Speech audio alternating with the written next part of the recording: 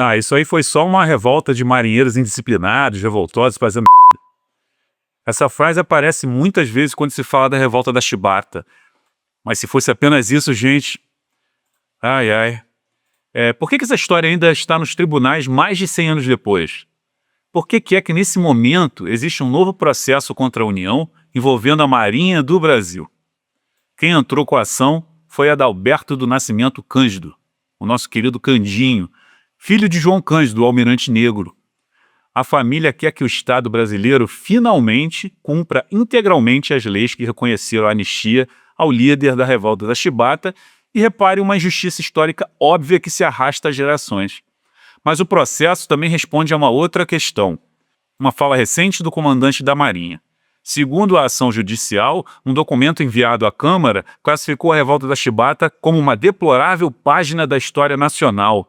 Ele descreveu os marinheiros como abjetos e apresentou João Cândido como um exemplo reprovável de conduta. Ou seja, mais de um século depois, a disputa sobre o significado dessa revolta ainda continua. E para entender o porquê, a gente precisa voltar um pouco no tempo. Quem que foi João Cândido? Ele nasceu em 1880, no Rio Grande do Sul, numa época em que ainda a escravidão era permitida aqui no Brasil, né? Filho de ex-escravizados, ele entrou muito jovem na Marinha do Brasil. E aqui começa uma das grandes contradições da história brasileira. Como eu disse, essa escravidão só foi abolida em 1888, aqui no Brasil. Mas dentro da Marinha, muitas práticas continuavam parecendo ainda escravidão, principalmente para os marinheiros negros. Então, a violência dentro da Marinha era absurda. No início do século XX, a Marinha brasileira ainda utilizava castigos físicos, como chicote. Eles usavam o chicote, gente, para bater nos marinheiros, né? Eles podiam receber centenas de chibatadas. A gente está falando do século passado, o século que eu nasci. Então, assim, eram usados como punição disciplinar. E quem eram, em grande maioria, esses marinheiros? Homens negros, óbvio. Muitos deles filhos ou netos de pessoas escravizadas.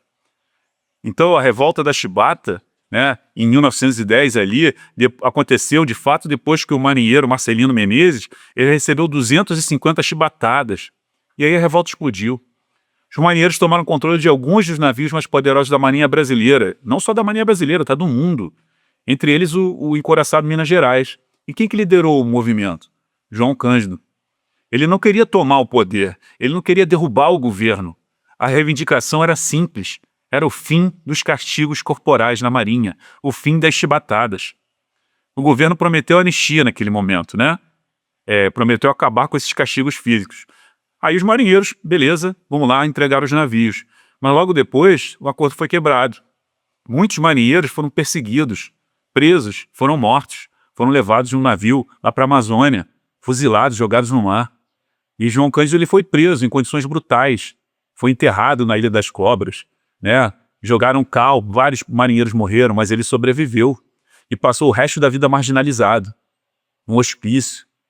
A historiadora Lélia Gonzalez, ela explicava que o racismo brasileiro não funciona apenas na violência direta, ele aparece também na forma como a história é contada. Quem é que é o herói da história? Quem é que vira problema? Durante décadas, João Cândido foi retratado não como um líder que lutou contra a tortura, mas como um rebelde perigoso. Olha que absurdo. A historiadora Beatriz Nascimento ela falava muito sobre a importância da memória negra.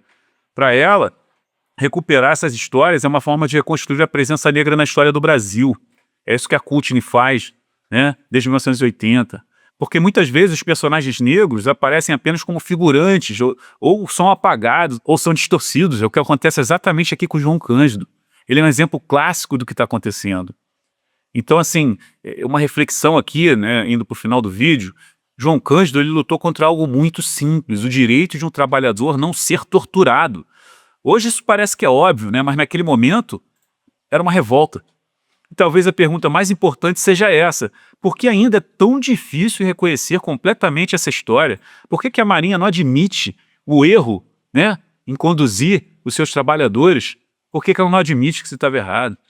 A história de João Cândido não é só sobre o passado, ela é sobre como o Brasil encara suas próprias feridas históricas e sobre como o racismo também aparece na memória. Tá? Aqueles que são mais detalhistas podem reparar que aqui ó, tem um pôster de um documentário que está saindo do forno, o pôster já está pronto, né? Sobre João Cândido, sobre o legado de João Cândido, sobre o que João Cândido fez pelo brasileiro, né, sobre a família de João Cândido, sobre a reparação que tem que ser feita, e em breve vocês vão poder assistir. E queria terminar mais uma vez pedindo para aqueles que chegaram até aqui, que curtam esse vídeo, que se inscrevam aqui no canal, compartilhem esse vídeo com aqueles que estão interessados pela história do povo negro no Brasil.